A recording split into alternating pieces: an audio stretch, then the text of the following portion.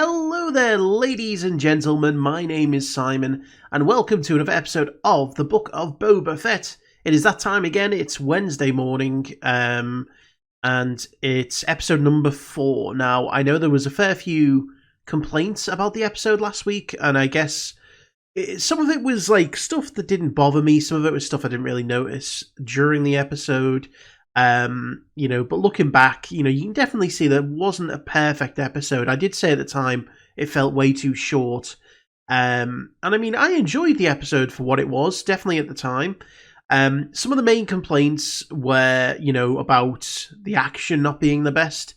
And, I kind of agree that if this was the only time we were going to see Chris Danton in the show, then it was very much lackluster. But, I think Chris Anton is going to be back. I have no doubts about that, and I think that's why we didn't get to see his full sort of strength.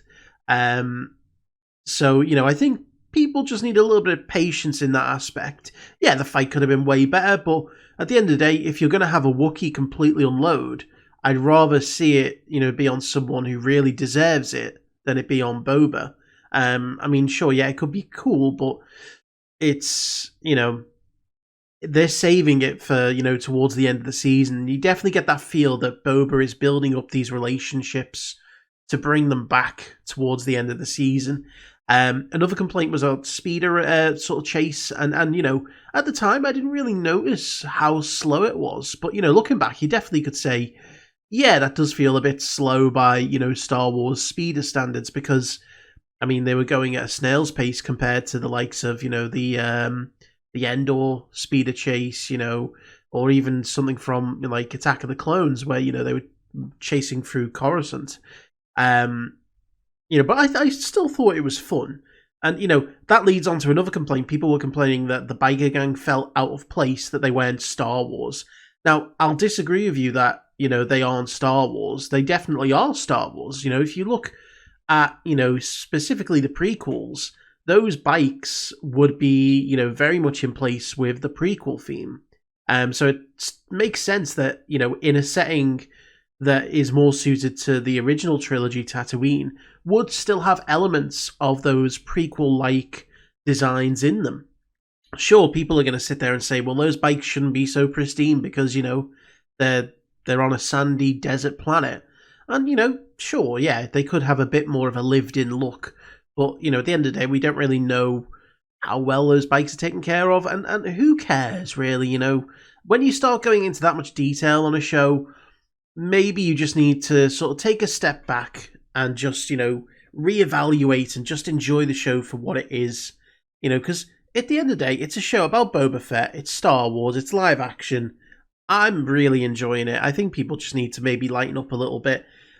People going on saying, oh, Boba can't do anything without help. And it's like, well, no, there's been several times in the show where he's, done things on his own or, without help, you would say. He escaped the Sarlacc all by himself. He beat the behemoth in the desert, by himself. It's like, yeah, sure, he didn't stand a chance against Chris Danton because it's Black Chris Danton. It's, he's a Wookiee firstly, but he's also a Wookiee gladiator. He faced off against Obi-Wan and survived.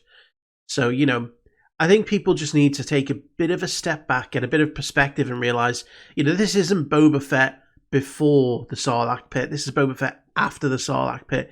He is still a badass, but he has still lost a step because, he's still healing. He's still in the Bacta tank, So I think people just need to just take a step back, calm their expectations down a little bit, and just enjoy it, enjoy it because it's Star Wars, and it's not bad. That's the thing is, I see people not saying the show is terrible. It's just they have these minor complaints that, seem to, take them out of the experience. And so, we just need to, just enjoy it, go with the flow.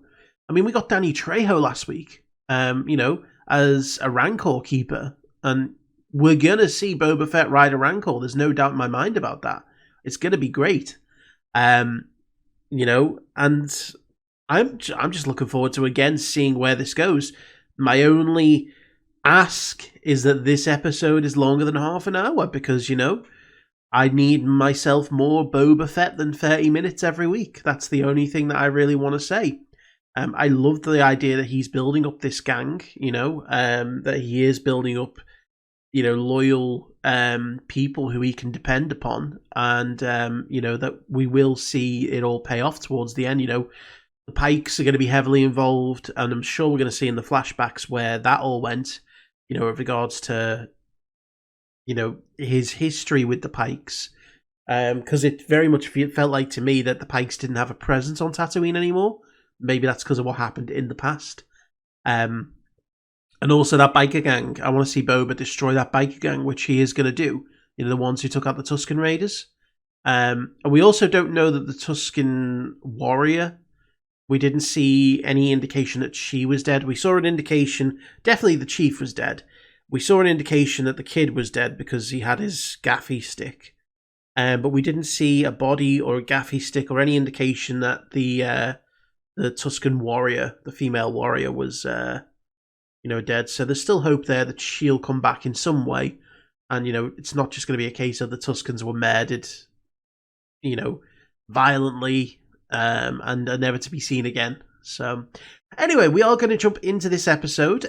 So before we do, I want to say a big thank you to all of my Patreon super supporters: BredeTheGreat, Charlie Collins, Demiurge, Ernesto Sanchez Jr, Frank Tremel, Henri Afschrift, Karen Abel, Lord Zero, Michael Y, Mr. Greg 89, Nick Walters, Nightwolf 37, and our newest Patreon super supporter, Tenor Mike 3. Tenor Mike, thank you very much for your support. I do appreciate it. So without further ado, let's jump in and let's watch episode number 4 of the Book of Boba Fett. Oh. Okay, so he was at Jabba's palace before he took over.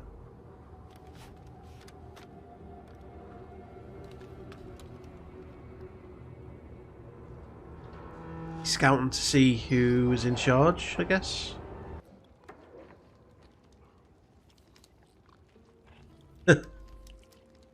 I love the practical effects. It looks so much better. Hold on, what if that's Fennec? What if this is where he finds Fennec? It is! It's the same shot. The flares were when, you know, they were firing to distract her, so she couldn't shoot. Ah. I wonder, is that who he went to get her fixed? Or is it the people who augment themselves? Yeah, they do look a bit strange, I will admit. Definitely more of a Coruscant vibe than a Tatooine vibe. But again, doesn't bother me.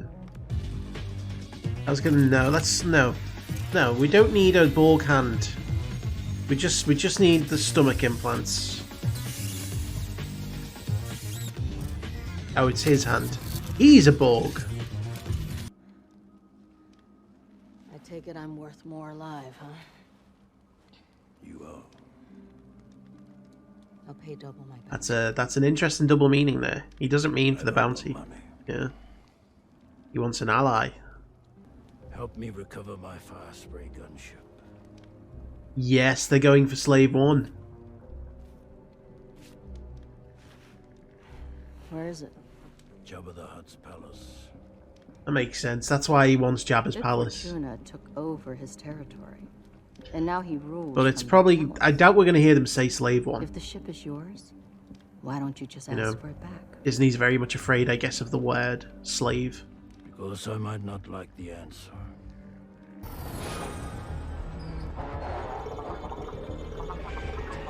I always thought the gate went the other way. I thought the gate went top down.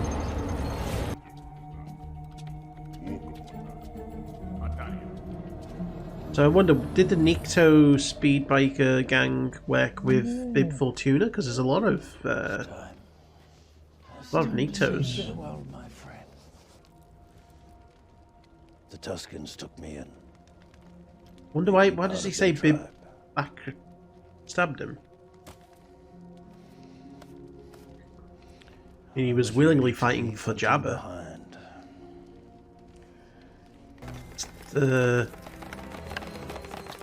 What? Isn't that the torture droid? Like the guy who was talking to C-3PO and R2-D2? Why is he a chef now? Yeah, this guy has definitely got some defensive capabilities. Holy shit. General Boba Fett! You are a bold one.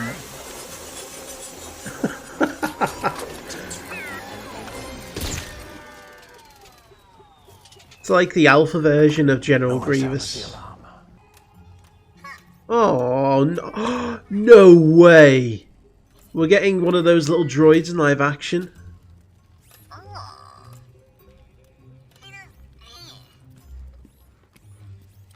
He's so cute.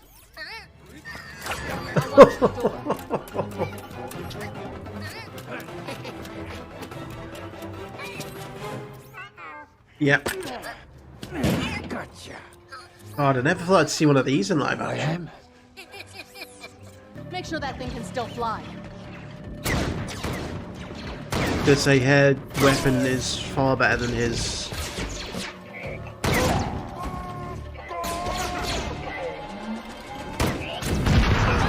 No, not the gonk droid.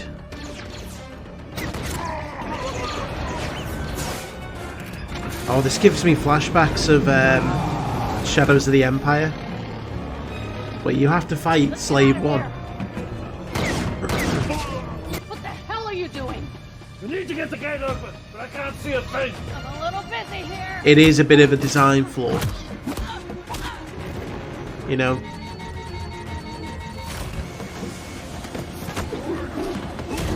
Nice.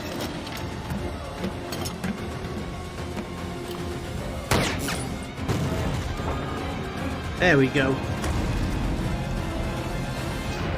She's so cool. Oh. Slave 1 has just got the best sounding Next time, everything. we stick to the plan. Engines, guns, sonic charges. I'll do the maintenance myself. Yeah, because we gotta remember it's been 4 years at this point since Return of the Jedi. Now your debt is paid. I was gonna say, you could just fly down and shoot them all. Yes! Yes! Oh my god, yes. This is what I wanted to see. Slave 1 just blowing shit up.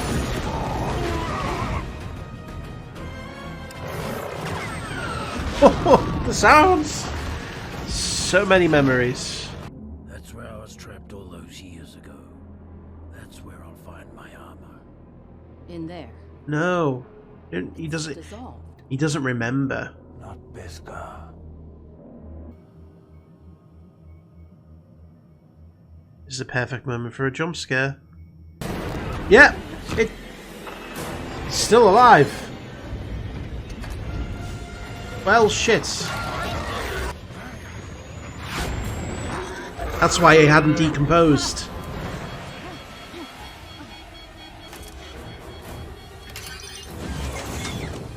Yes! Drop it! Drop it! Oh, that's so cool! Fire in the hole. Boom! Yes!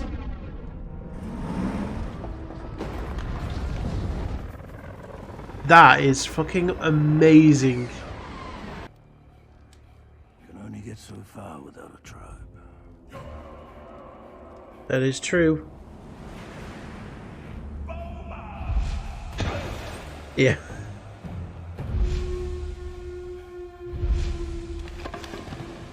We've come a long way. Oh, you can see the multiple rockets. I always wondered where he gets his rockets from. Congratulations, Master Fett. You are completely healed. Hey! Hey, there we go. That's the last of the Got the flashbacks. scars on the inside.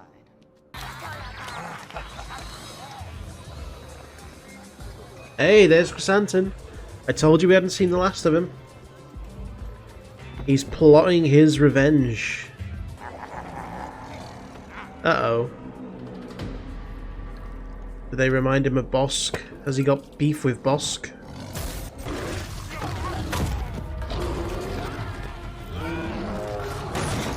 He clearly does not like Trandosians.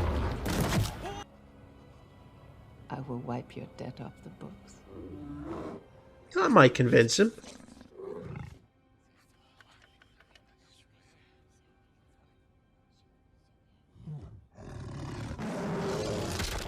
Yeah, I kind of figured that would happen. He's a violent Wookiee. That's kind of.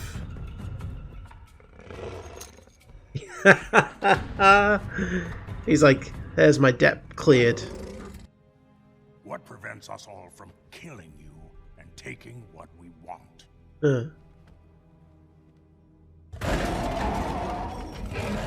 Rancor. Oh, that little dude, that little robot's still alive. Sit.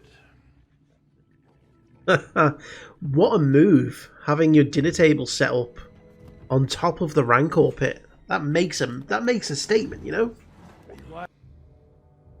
All I ask in return is that you remain neutral if the Pike Syndicate approaches you to betray me. That's gonna happen. You can't trust any of these dudes. But I'm short on his muscle. Credits can buy muscle. If you know where to look.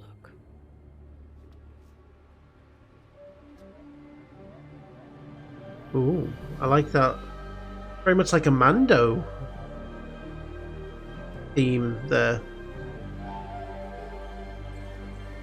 Okay, so pretty cool episode. Mostly focused on flashbacks, which is absolutely fine, in my opinion. I think that's the last of the flashbacks that we're getting now, because it does more or less bring us up to the point where, you know, Boba goes after his armor in Mandalorian. And, it kind of fully rounds off his journey up to that point. And I think it was very symbolic when they were saying, you know, oh, you're fully healed, as if to say, we've gotten through the backstory now. We're ready for what lies ahead. And, seeing him go and retrieve Slave One, which, you know, again, Disney, I'm not going to call it Slave One because everyone's so sensitive about certain words nowadays. It's like, you know, I'm just baffled by it. Why can't you just call it what it's called? I mean, they won't even call Chrysanthemum Black Chrysanthemum because that's his name. That's his name in the comics. He is Black Chrysanthemum, but they just call him Chrysanthemum. I think Boba called it the fire spray in describing the ship, and that might be the model, but the name of the ship is Slave One. You know, they don't go around, you know, calling the Millennium Falcon a YT, what is it, 2400 freighter? They call it the Millennium Falcon. You know, it's kind of ridiculous. They won't call it Slave One.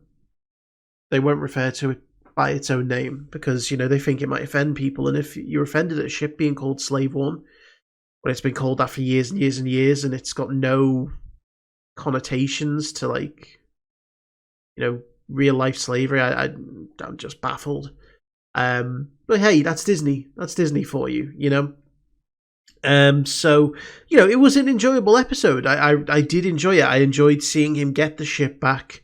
You know, just going and laying out those Nikto speeder bikes. You know, I was thinking to myself, now he's got a ship, he could just literally rain fire down. And, you know, I think the best thing is just hearing all of those classic sound effects. You know, the blasters, the rockets. You know, it's Slave One is really a special ship, very much like the Millennium Falcon. It's got an iconic design. It's got iconic sound effects. It is just quintessential Star Wars, I think. And, You know, it's one of those things, when you see it on screen, when you hear it, it does tap into that, you know, childhood side of me that gets excited about Star Wars. And, you know, it is really one of the best things that, you know, has ever been designed. Then seeing him take on the Sarlacc pit, and, you know, I guess it makes sense that, yeah, he didn't kill it straight away. You know, he injured it with, you know, obviously his flamethrower. Because I was sitting there thinking, it's been 4 years, and I think that's an important thing to remember, is those flashbacks take place over 4 years. It's not all in the space of like a few months, it's 4 years. So he was with the Tusken Raiders for a long time. And sorry, I'm just making sure Zuko isn't eating any cables, because, you know, he likes to do that. And, you know, at that point, he is different. You know, he's been through a lot. And I was sitting there and thinking, it's been 4 years. Why hasn't the Sarlacc pit, like, degraded? Why hasn't it started to, you know, dissolve in the way that, you know, a dead body would? You know, why hasn't it started to, I don't remember the name, the word I use now. But, you know, it was still as if it had been killed the day before. And it makes sense it was still alive. And I love the idea of using a sonic charge to, you know, to just absolutely obliterate it. Yeah, so really love the flashback stuff here. The modern day stuff, you know, the politics. Obviously, he's got Chrysanthemum on his side now. That's a big plus for him, because you talk about muscle. There's nothing more muscular and tough than Chrysanthemum. And I said, you know, it wasn't going to be the last time we saw him. Wasn't going to be the last that we would see Chrysanthemum in action. You know, there is going to be some fight scenes going down with him. And, you know, I think people will be a lot more pleased with this episode because, you know, it rounded off a great story in what happened to Boba beforehand. And, you know, it's laying the sort of the groundwork for what's going to come ahead in the sort of final 3 episodes. You know, we are setting up for that confrontation with the Pikes. There was a few little things in there that caught my curiosity, and one of them was, you know, he talked about Bib Fortuna turning his back on him. And it makes me wonder how that came about, because obviously Boba at the time of Return of the Jedi is working for Jabba. He dies, you know, fighting off Luke and Han and all of those. And then, you know, Jabba dies and the barge explodes. So I don't know how he feels that Bib had betrayed him. I mean, obviously, I don't think he's going to have held any love for Bib Fortuna in the first place, but how he's come to that, you know, sort of... I mean, not that it matters now, because we know Bib's dead. We know that Boba gets his revenge and takes his rightful place. But it was just an interesting little thing. I was like, I wonder if there was a little bit more there than what, you know, we realise. And, you know, obviously now setting the stage going forward, I love the fact that he had the dinner table over the Rancor pit. You know, and the Rancor came in at the right time. He's definitely going to go riding through the streets of Mos Espa on that Rancor. He's gonna go and kill some Pikes on a Rancor, I think. I think that's gonna be the crescendo of the season, is when it does come down to it and we do have that final confrontation. You know, he's not gonna be in Slave One. He's not gonna be just on his own. He's gonna be on the back of a Rancor, and he's gonna go and terrorize some Pikes, you know, with Chrysanthemum and Fennec and whoever else he manages to hire in the meantime. So Boba's going to war, ladies and gentlemen. But anyway, hope you all enjoyed that. Thank you very much for watching, and I will see you for the next episode.